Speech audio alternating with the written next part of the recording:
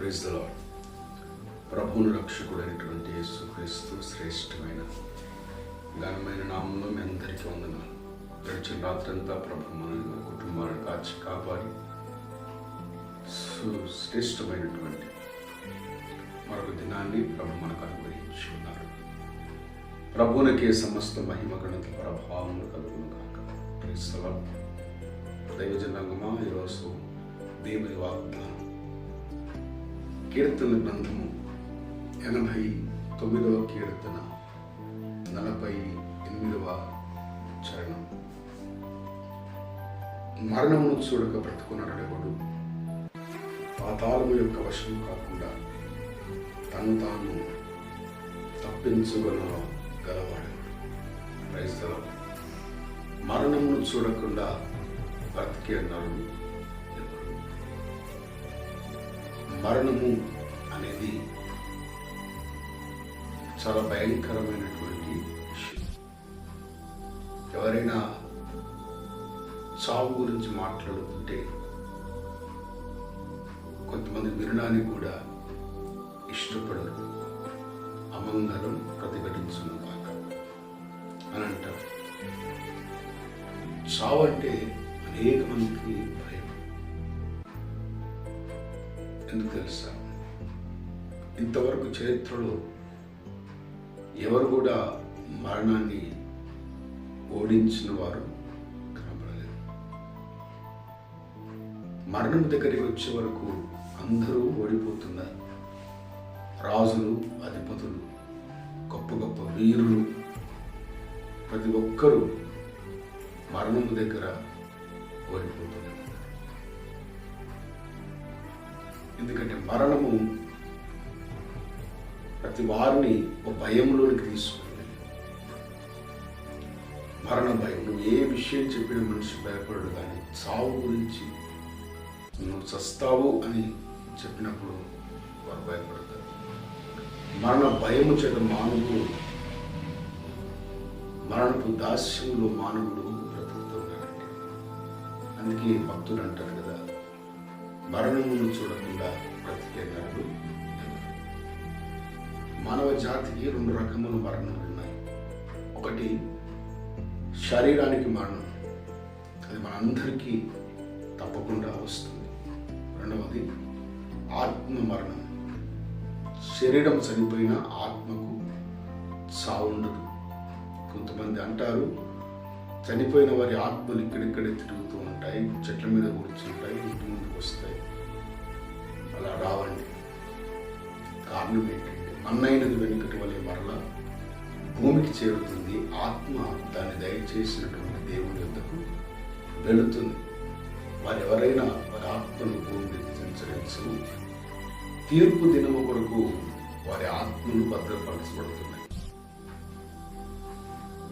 తీర్పు దినము కొరకు వారి ఆత్మలు భద్రపరచబడుతున్నాయి. దైవ జనాంగమా, దేవుడు తీర్పు తీర్చిన తర్వాత చెడ్డవారందరూ కూడా నరకానికి, మంచి వారందరూ కూడా స్వర్గానికి, అనగా పరలోక రాజ్యానికి చేర్చబడతారు. నరకానికి వెళ్ళే వారికి అది 2వ మరణము. అక్కడ అగ్ని ఆరదు, పురుగు చావదు, శరీరం అంతా కాలిపోతుంది. ఆ వేదన మనం అనుభవిస్తాం. కాలిపోయిన తర్వాత మరలా కొత్త చర్మం వస్తుంది, మరలా కాలడం ప్రారంభించబడుతుంది. అంటే ఆ పెయిన్, ఆ యొక్క నొప్పి అనేది ఆగిపోదు. అలాగా ఎన్ని రోజులు ఉంటుంది అయ్యా అంటే యుగ యుగాలు ఉంటుంది. యుగ యుగాలు, ఎన్ని సంవత్సరాలు మనకు తెలియదండి. ఆ నరకాగ్ని నుంచి, ఆ 2వ మరణము నుంచి మనము తప్పించబడాలి. అలాగే మనం తప్పించబడాలి అంటే మరణమును గెలిచిన ఒక వ్యక్తి మనకు వాగ్దానం చేస్తూ ఉన్నారు, మిమ్మల్ని నిత్య నరకము నుంచి నేను తప్పిస్తాను. అలా తప్పించబడడానికి మార్గము నాకు తెలుసు. ఆయన ఎవరు అంటే నజరేయుడగు యేసు ప్రభువారు. మొట్టమొదటి మృత్యుంజయుడు, పునరుద్ధానుడు, మరణము గెలిచి మూడవ దినము రోజు ఆయన లేచినటువంటి సజీవుడు ఆయన వాగ్దానం చేస్తున్నారు. ఆ నిత్య జీవానికి, మోక్ష రాజ్యానికి మార్గము నేనే. నా ద్వారానే మీరు నిత్య జీవాన్ని పొందుకుంటారు. క్రీస్తు యేసుని నమ్మి ఆయన సొంత రక్షకునిగా మనం అంగీకరిస్తే రెండవ మరణమును చూడకుండా నిత్య జీవానికి మనము వారసులు. అందుకే క్రీస్తు మార్గాన్ని మనము అవలంబిస్తున్నాం. ఇది మతం కాదు, ఇది మార్గమై ఉంది.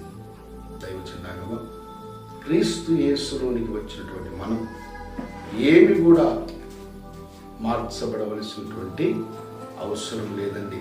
ఏమి మార్చుకోవలసిన అవసరం లేదు. ఈ కట్టు, ఈ సాంప్రదాయాలు, క్రైస్తవులో ప్రభువులకు కావలసింది నీ అంతరంగం కావాలి. అంతరంగంలో పరిశుద్ధత ఉంటే బాహ్యమైనవి ఆటోమేటిక్గా రూపాంతరం చెందుతాయి.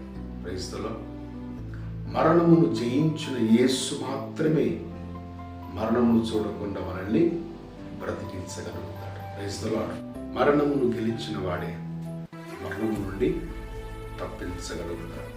మరణమును గెలిచినది ఎవరు అంటే సర్వమును సృష్టించినటువంటి సృష్టికర్త.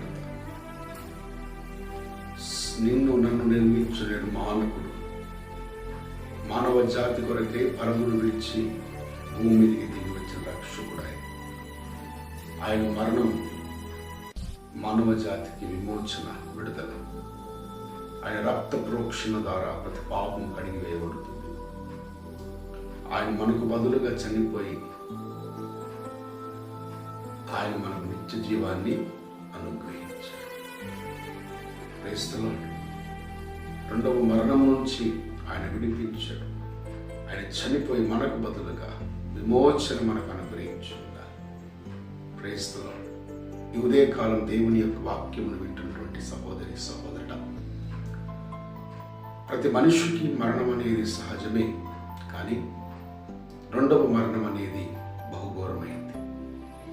ఆ మరణం నుండి తప్పించబడడానికి క్రీస్తు యేసు ఒకడే మార్గమై ఉన్నారు. ఆ ప్రభువుని విశ్వసించి సొంత రక్షకుడిని అంగీకరించి పవిత్ర జీవితాన్ని చేపడితే మనకు నిత్య జీవం ఆయన అనుగ్రహించి దేవుడు ఉన్నారు. ఈ ఉదయకాలం ఇటు వాగ్దానం చెప్పబడి మనం ప్రార్థన చేసుకుంటాం. ప్రేమను తండ్రి, కృపాలి దేవానికి వందనాలు. మీరు నిన్న నేడు నిరంతరం ఏకరీతిగా ఉన్న దేవుడు ఆయన. అవును, మరణం చూడకుండా బ్రతికే నరుడెవడైనా ఉన్నాడా? దేవుడు లేండి. మరణము దగ్గర అందరూ ఓడిపోయారు. మరణము దగ్గర అందరూ ఓడిపోయారు. అందరూ మరణము దగ్గర సాగిలపడ్డారు. కానీ నీవు మరణమును జయించి ఉన్నావు, మరణమును ఓడించి ఉన్నావు.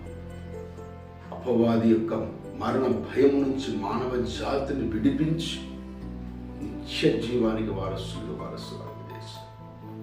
రెండవ మరణమైనటువంటి నిత్య నరకము నుండి తప్పించడానికి మీరు లోకానికి వచ్చి చనిపోయి ఉన్నారు. చనిపోయి సమాధి చేయబడి మూడవ దినమును తిరిగి లేచి ఉన్నారు. అవును తండ్రి, నీ యందు విశ్వాసం ఉంచిన వారు కూడా చనిపోయినను తిరిగి బ్రతుకుతారని మీరు వాగ్దానం. అటు వాగ్దానం ప్రతి జీవితంలో నెరవేర్చి నిత్య జీవానికి వారసులకు మంచి యేసు నామమున అడుగుచున్నాము తండ్రి. ఆమేన్, ఆమేన్, ఆమేన్. దేవుడు మిమ్మల్ని, మీ కుటుంబాలను నిండారుగా దీవించి ఆశీర్వదించును.